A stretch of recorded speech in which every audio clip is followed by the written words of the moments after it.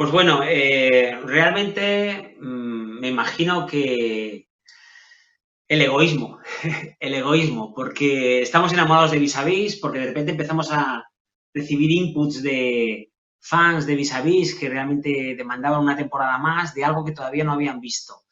Nos quedaba una cosa por contar y egoístamente nos apetecía contarla, que es cómo son estos dos personajes que han anhelado tanto la libertad, que han estado peleando por ella, que han estado mordiendo los barrotes, que han estado escapando, que han estado sobreviviendo durante 4 temporadas y lo habíamos contado todo de ellas, menos qué hacen y cómo son realmente en un hábitat que no es la cárcel, cómo son ellas en libertad.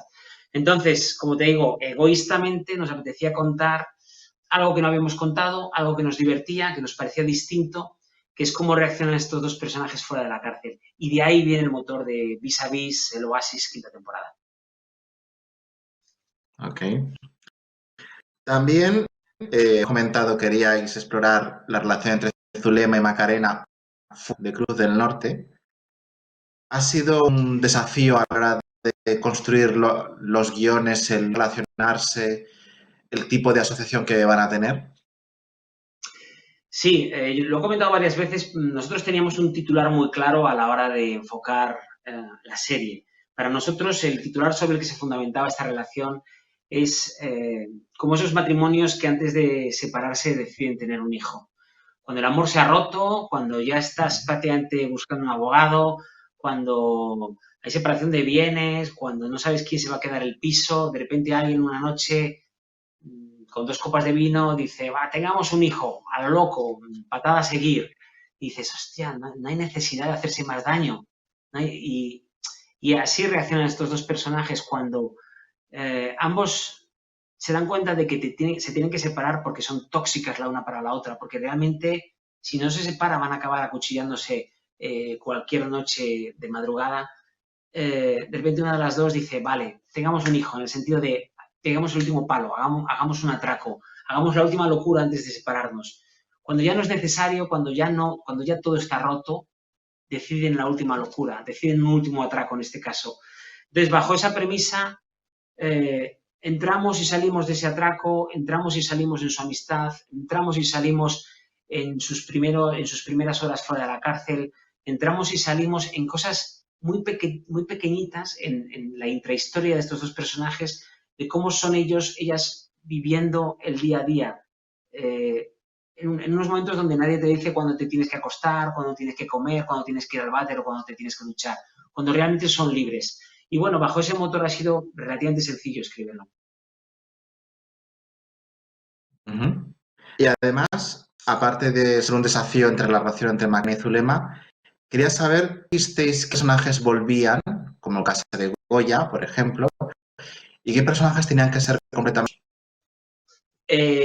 Para nosotros realmente, como te decía, el motor son estos dos personajes. Y a partir de ahí hemos recibido millones de comentarios en redes sociales, en cartas, en mensajes de todo tipo, de ¿por qué no está Rizzo? ¿Por qué no vuelve Fabio? ¿Por qué no vuelve no sé qué? ¿Por qué no vuelve? Realmente, si hubiésemos querido hacer la quinta temporada como la cuarta temporada, bueno, ni siquiera hubiésemos salido de Cruz del Norte, hubiésemos hecho nuestros personajes vestidos de amarillo en la cárcel, pero nos apetecía precisamente salir de la zona de confort, hacer un universo nuevo, crear una banda con una mirada absolutamente femenina, generar nuevas empatías y nuevas enemistades, rodear a estos personajes de un entramado satelital que orbita alrededor de ellas y que las acompaña. Nos parecía interesante generar nuevos personajes, nuevos entramados, incluso generar nuevas tramas distintas, tramas fundamentadas quizá en la paternidad y en la maternidad, en infancias desafortunadas, en traumas que no has conseguido superar, bueno, en cosas que nosotros consideramos como tramas genesíacas, cosas que nos afectan a todos, que son universales, y por eso todos nuestros personajes desembocan en esa especie de purgatorio que es el Hotel Oasis, de ahí viene el título de Vis a Vis el Oasis, donde todos los personajes van a hacer una especie de repaso por sus vidas, por sus pecados, por sus traiciones y por el interior de ellas mismas.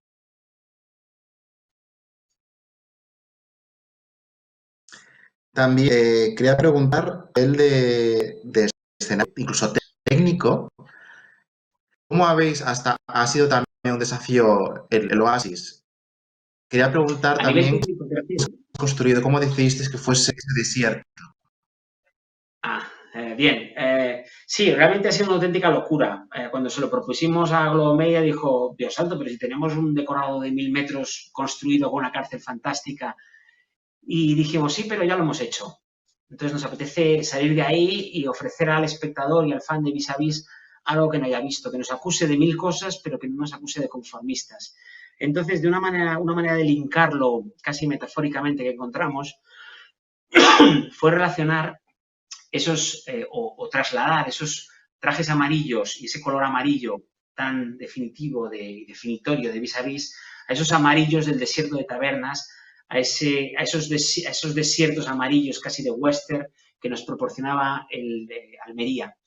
Y bueno, nos parecía que era una manera poética de vincular y de no perder ese espíritu de Vis a Vis que generó y ese universo que generó Miguel Moedo y Jesús Colmenar en la primera temporada, y trasladarlo a una manera casi paisajística.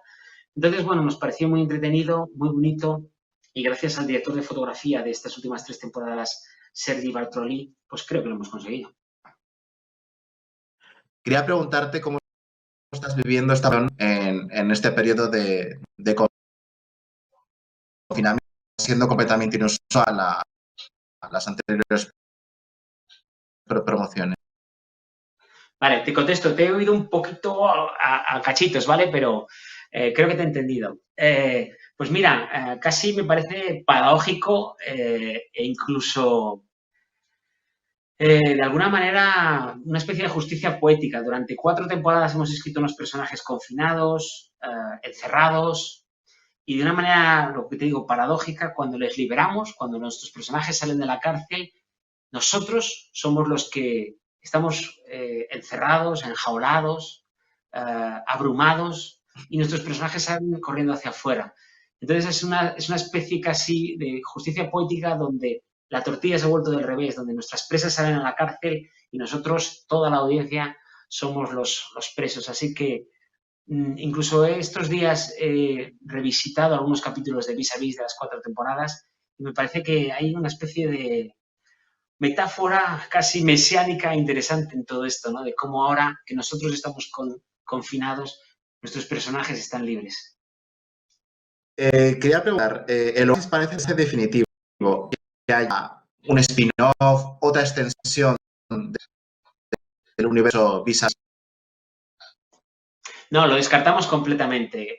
Nosotros adquirimos un compromiso primero con los fans, de generar un viaje del primer capítulo al último.